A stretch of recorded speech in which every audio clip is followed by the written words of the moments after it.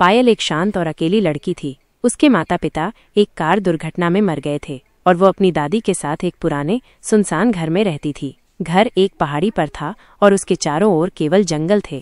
दादी एक अजीब महिला थी। वो हमेशा काले कपड़े पहनती थी और कभी भी पायल से बात नहीं करती थी। वह पायल को घर में अकेले छोड़ देती थी और पायल अपना सारा समय अकेले ही बिताती थी। एक रात पायल अपने कमरे में बैठी थी जब उसने एक अजीब शोर सुना। वो खिड़की के पास गई और बाहर देखा। उसने देखा कि जंगल में एक आकृति चल रही थी। आकृति काली और लंबी थी और उसकी आंखें लाल चमक रही थीं। पायल डर गई। वो अपने बिस्तर पर भागी और अपने कंबल के नीचे छिप गई। उसने अपनी आंखें बंद कर ली और प्रार्थना की कि आकृति चली जाए।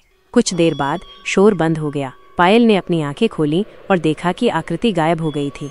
वो राहत महसूस कर रही थी, लेकिन उसे अभी भी डर लग रहा था। अगली रात पायल ने फिर से शोर सुना। वो खिड़की के पास गई और बाहर देखा। आकृति वापस आ गई थी। इस बार ये घर के करीब थी। पायल डर गई। वो अपने कमरे से भागी और दादी के कमरे में गई। उसने दादी को जगाया और उसे आकृति के बारे में बताया। दादी ने पायल की बात नहीं मानी। उसने कहा कि पायल लेकिन पायल जानती थी कि उसने क्या देखा था। उस रात पायल अपने कमरे में सोने के लिए बहुत डरी हुई थी। वह दादी के साथ सोई, लेकिन आधी रात में पायल जाग गई। उसने देखा कि दादी गायब थी। पायल उठकर दादी को खोजने गई। उसने घर के हर कमरे में देखा, लेकिन दादी कहीं नहीं थी। पायल डर गई। वो घर से बाहर भागी और जंगल में गई। उसने दादी को बुलाया, लेकिन कोई जवाब नहीं मिला। पायल जंगल में गहराई तक गई। उसने एक चमकती हुई रोशनी देखी। वह रोशनी की ओर गई। रोशनी एक गुफा से आ रही थी। पायल गुफा में गई। उसने देखा कि दादी एक वेदी पर लेटी हुई थी। आकृति वेदी के सामने खड़ी थी। आकृति ने पायल को देखा और उस पर झपटी। पायल डर गई और भागी। आकृति ने उसका पीछा किया। पायल एक चट्टान के किनारे पर पहुंची। उसने देखा कि नीचे एक गहरी खाई थी। आकृति पायल के करीब पहुंच गई। पायल ने अपनी आंखें बंद कर लीं और खाई में कूद गई।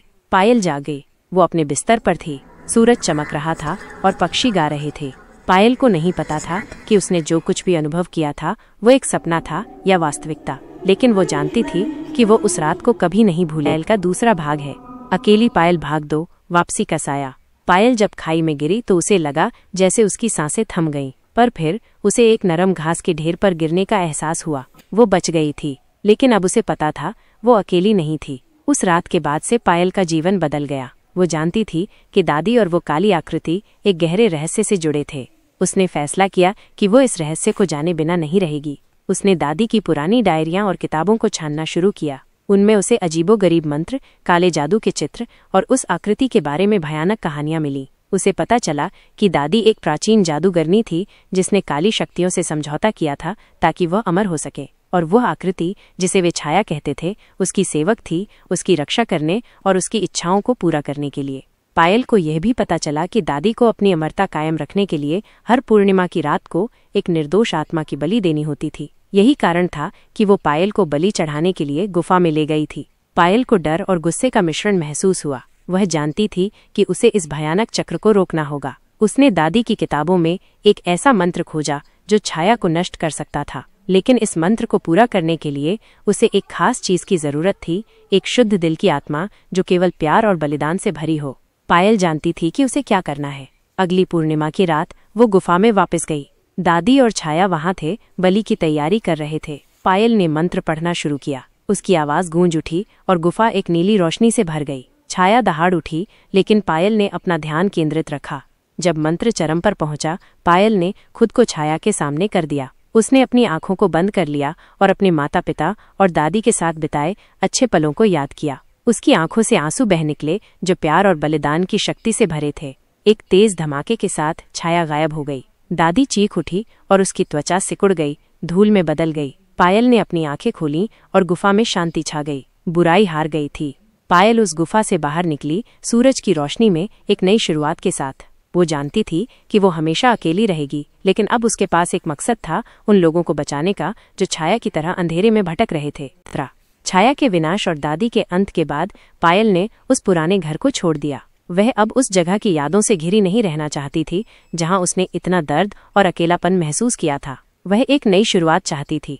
पायल ने उस गांव को छोड़ दिया और एक छोटे से शहर में चली गई। वहां उसने एक पुस्तकालय में नौकरी पाई। किताबें हमेशा से उसकी दोस्त रही थीं और अब वो उन्हें दूसरों के साथ बांट सकती थी। शहर के लोग उसे पसंद करने लगे। उसकी शांति और दयालुता ने उन्हें आकर्षित किया। लेकिन पायल जानती थी कि उसे अभी भी अपना असली मकसद पूरा करना है। वह उन लोगों को बचाना चाहती थी जो अंधेरे में भटक रहे थे, जैसे कि वो कभी थी। उसने शहर के उन हिस्सों में स्वयंसेवा करना शुरू कर दिया जहां लोग गरीबी और निराशा में जी रहे थे। उसने उन्हें कहानियां सुनाई, उन्हें आशा दी और उन्हें बताया कि वे अकेले नहीं हैं। एक दिन पायल को एक बूढ़ी महिला मिली जो एक अंधेरी गली में बैठी थी। महिला का नाम मीरा था और वो अपने परिवार को खो चुकी थी। वह काली छाया की तरह उदास और अकेली थी। पायल ने मीरा की कहानी सुनी और उसे बताया कि कैसे उसने भी। पायल ने मीरा को दादी की किताबों में से कुछ मंत्र सिखाए जो उसे प्रकाश की ओर ले जा सकते थे। उन्होंने एक साथ ध्यान लगाया और पायल ने मीरा के दिल में प्यार और आशा की लौ जलाई। मीरा ने धीरे धीरे अपनी उदासी को पीछे छोड़ दिया और दूसरों की मदद करने के लिए पायल के साथ काम करने लगी। पायल ने महसूस किया कि उसका मकसद सिर्फ छाया को नष्ट करना नहीं था, बल्कि प्रकाश को फैलाना था। उसने उन लोगों को रास्ता दिखाया जो खो गए थे और उन्हें बताया कि प्यार और दयालुता सबसे शक्तिशाली जादू हैं। पायल ने एक समुदाय बनाया जहां लोग एक दूसरे का समर्थन करते थे और अंधेरे से लड़ते थे। वह अकेली नहीं थी, उसके पास अब दोस्त थे, परिवार था और एक उद्देश्य था। उसने उस काली छाया को हरा दिया था और अब वो दूसरों को अपनी छाया से लड़ने में मदद कर रही थी। शुरुआत का चक्र। पायल का समुदाय शहर में एक प्रकाश स्तंभ बन गया था। लोग उसकी कहानियों और ज्ञान के लिए उसके पास आते थे। वह उन्हें सिखाती थी कि कैसे अपने डर का सामना करना है और अपने भीतर की शक्ति को खोजना है। लेकिन पायल जानती थी कि उसे अभी भी एक आखिरी काम करना है। उसे उस पुराने घर में वापस जाना था जहां उसने अपनी दादी के साथ समय बिताया था। वह जानती थी कि वहां अभी भी कुछ अनसुलझे रहस्य हैं और उसे उन्हें उजागर करना था। वह उस घर को उस काली छाया के प्रभाव से मुक्त करना चाहती थी। एक रात पायल उस पहाड़ी पर चढ़ गई जहां वो घर खड़ा था। घर खंडहर हो गया था, लेकिन अभी भी उसमें एक अजीब सी ऊर्जा थी। पायल ने घर के अंदर कदम रखा और उसे एक ठंडी हवा का झोंका महसूस हुआ। उसे पता था कि दादी की आत्मा अभी भी वहां थी। पायल ने घर के हर कमरे की तलाशी ली जब तक कि वह उस कमरे में नहीं पहुंची जहां दादी ने अपने जादू का अभ्यास किया था। वहां उसे एक छिपा हुआ कक्ष मिला। कक्ष में उसे एक दर्पण मिला जो काला और धुंधला था। पायल जानती थी कि ये दर्पण दादी की शक्ति का स्रोत था। पायल ने दर्पण को छुआ और उसे दादी की आवाज सुनाई दी। दादी ने पायल को बताया कि वो अभी भी जीवित है, दर्पण में फंसी हुई है। उसने पायल को दर्पण को नष्ट करने से रोकने की कोशिश की, लेकिन पायल ने उसकी बात नहीं मानी।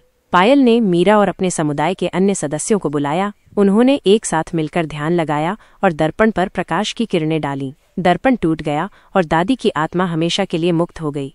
उस रात पायल ने उस घर को जला दिया। वह जानती थी कि उसे उस जगह की यादों को नष्ट करना होगा। जब घर जल रहा था, पायल ने महसूस किया कि एक चक्र पूरा हो गया है। उसने अपनी दादी के अंधेरे को पीछे छोड़ दिया था और अब वो पूरी तरह से मुक्त थी। पायल शहर में वापस चली गई और उसने अपना जीवन दूसरों की मदद करने के लिए समर्पित कर दिया।